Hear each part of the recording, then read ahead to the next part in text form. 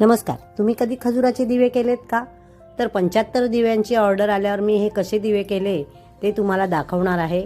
पण याच्यात तुम्हाला मला सगळं प्रमाण वगैरे सांगता येणार नाही.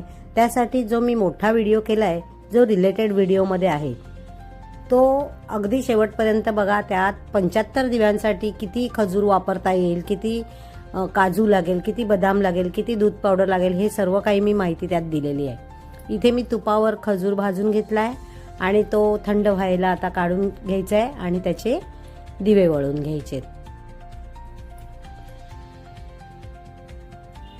हे पहा, मी इथे दिवे करते. आता याच्यामध्ये आपल्याला जसं तूप घालतो तसं आपल्याला याच्यात मावा तयार करायचा आहे, जेणेकरून तो दिसायला तुपासारखा दिसेल. इथे मी बदाम घेतले, त्याचे असे उभे काप चिरून घेतलेले आहेत, ज्याचा वातीसारखा यूज होईल. इथे काजू घेऊन त्याची भरड करून घेतली. हे बघा, रवाळच आहे. आणि आता हेच भांड मी धुवून त्यात पाणी घालून घेणार आहे आणि अर्धी वाटी पाणी गरम करून घेणार आहे. त्याच्यामध्ये 1 वाटी काजूची पावडर घालणार आहे आणि दूध पावडर घालून घेणार आहे. हे सर्व व्यवस्थित एकजीव करून त्याच्यामध्ये वेलची पावडर पण घालून घ्यायची आहे.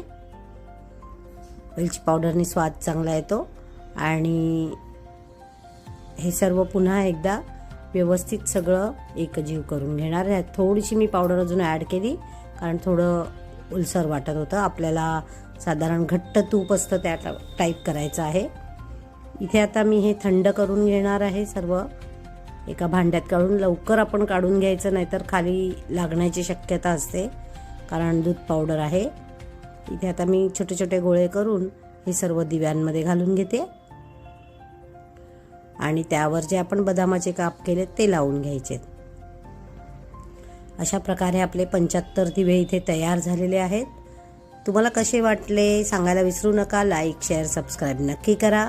आणि हो, तुम्ही असे कधी दिवे बनवले आहेत का? पिठाचे, खजुराचे किंवा चॉकलेटचे बनवले असतील तर नक्की कमेंटमध्ये सांगा. आणि अजून तुम्हाला काय बघायला आवडेल तेही सांगा. चला तर मग आपण भेटूया उद्याच्या भागात. तोपर्यंत रजा घ्यायची वेळ आलेली आहे. तुम्ही मला नक्की कळवा हे दिवे कसे वाटले. आणि ज्या आजोबांचा बर्थडे आहे त्यांच्यासाठी मी तयारी केली आहे. त्यांना अगदी स्वामींच्या चरणी त्यांच्यासाठी मी प्रार्थना करते, शतायुषी आणि त्यांचे 100 दिवे बनवण्याचा मानही मला मिळो. चला तर मग भेटूया उद्याच्या भागात. Bye, enjoy.